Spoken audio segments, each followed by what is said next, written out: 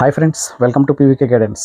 ఎలా ఉన్నారండి? ఎలా చదువుతున్నారు మిత్రులారా? మరి డిఎస్సి యొక్క ఈ డేట్ అయితే సమీపించబోతోంది. అతి కొద్ది రోజుల్లోనే 30వ తారీఖు నుంచి హాల్ టికెట్స్ వాళ్ళు రిలీజ్ చేయడానికి, వీలైతే ఇంకా ముందే పెట్టడానికి కూడా వాళ్ళు ప్రయత్నాలు చేస్తూ ఉన్నారండి విద్యాశాఖ.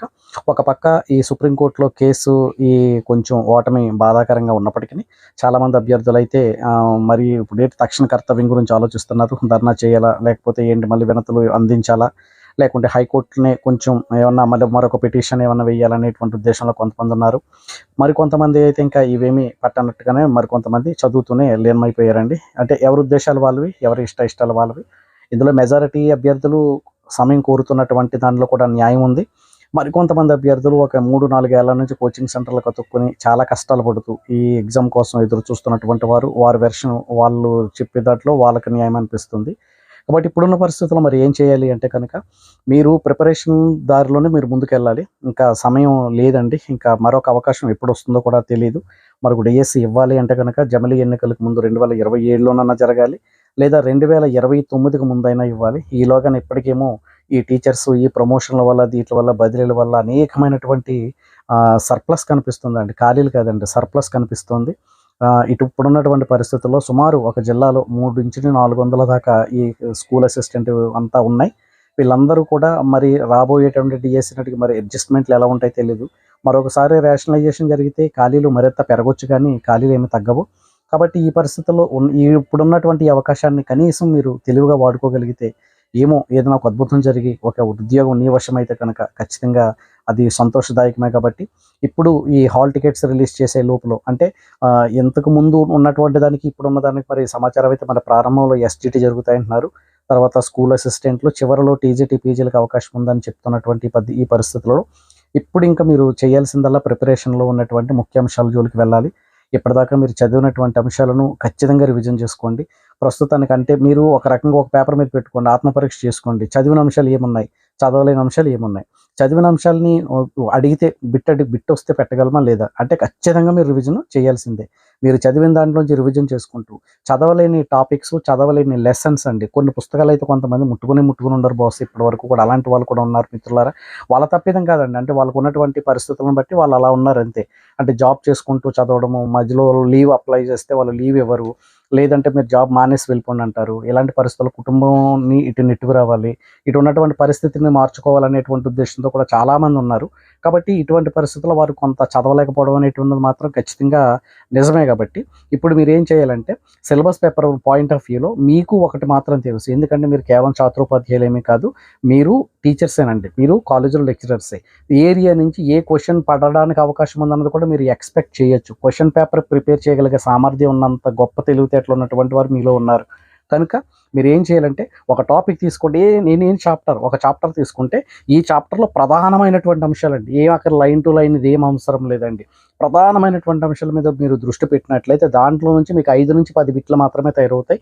ఆ 5-10 బిట్ల మీద మాత్రం ఫోకస్ పెట్టండి. మళ్ళీ నెక్స్ట్ చాప్టర్కి వెళ్ళిపోండి.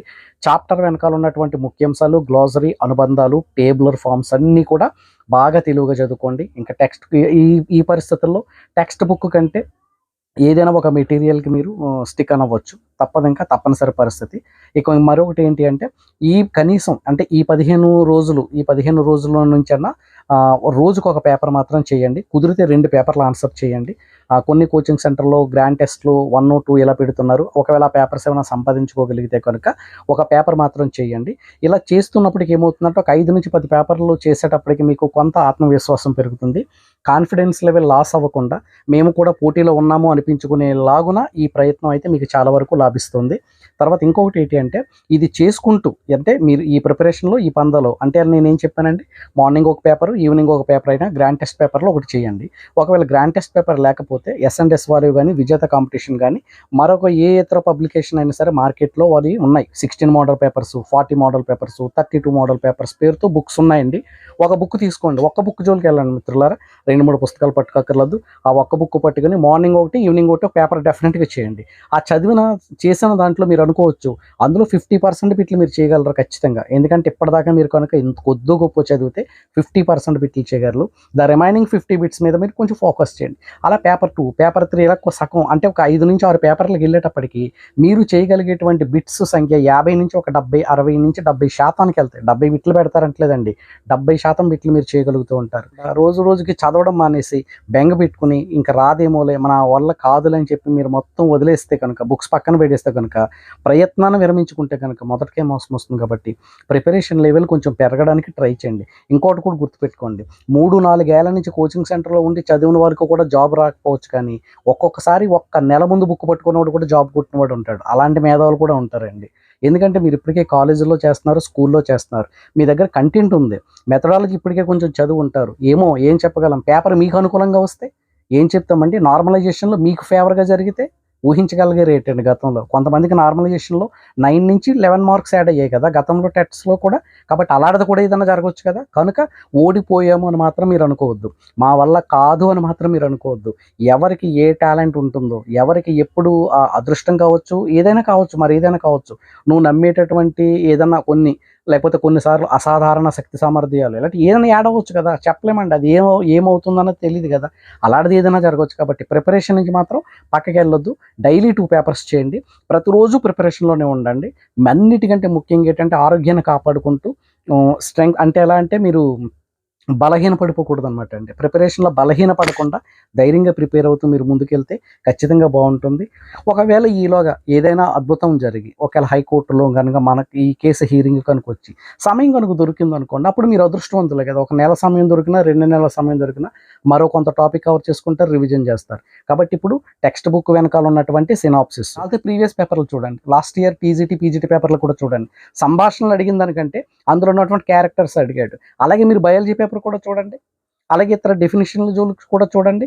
ఇలా మీరు 15 పేపర్లు కనుక మీరు ఆన్సర్ చేయగలిగితే ఈనాటికి కనీసం చాలా వరకు ఉన్నటువంటి నిర్వచనాలన్నీ కూడా, మెథడాలజీలో ఉన్నటువంటి డెఫినిషన్స్ కూడా మీరు కవర్ చేయగలుగుతారు.